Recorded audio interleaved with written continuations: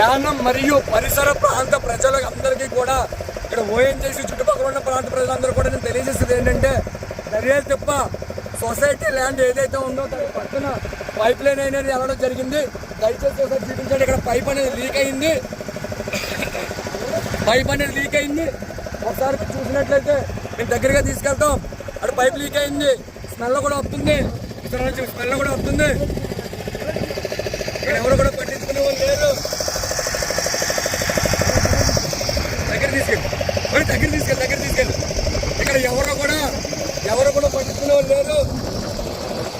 దయచేసి చూడండి ఎంత ఫ్లోటింగ్ వస్తుందనేది, ఎంత ఫ్లోటింగ్ వస్తుందనేది చూడండి. ఇక్కడ ఎంత ఫ్లోటింగ్ వస్తుందో చూడండి. ఎంత ఫ్లోటింగ్ వస్తుందో చూడండి. లోపల నుంచి ఇక్కడ గ్యాస్ లీక్ అవుతుంది.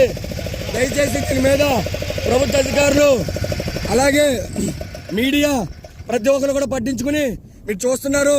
పైకి చూడండి ఎలా పొంగుతుందో. ఇక్కడ పైప్ లైన్ అనేది ఇక్కడ అన్నీ ఉన్నాయి, ఆనవాళ్ళు అన్నీ ఉన్నాయి. చాలా దారుణమైన పరిస్థితి ఇక్కడ మేము చూస్తున్నాం. మేము ఈరోజు యానం కాంగ్రెస్ పార్టీ నుంచి అలాగే విసికే పార్టీ నుంచి నాయకులు కార్యకర్తలు కలిసి మాకు ఈ విషయం తెలిసినట్టుంటే కూడా ఇక్కడికి మేము రావడం జరిగింది.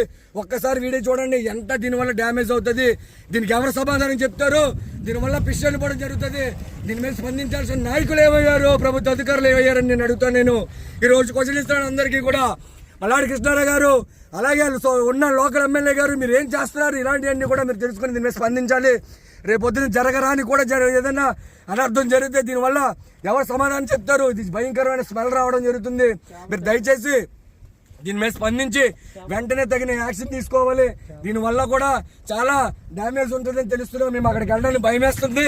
అక్కడికి వెళ్తుంటే భయంకరమైన స్మెల్ వస్తుంది.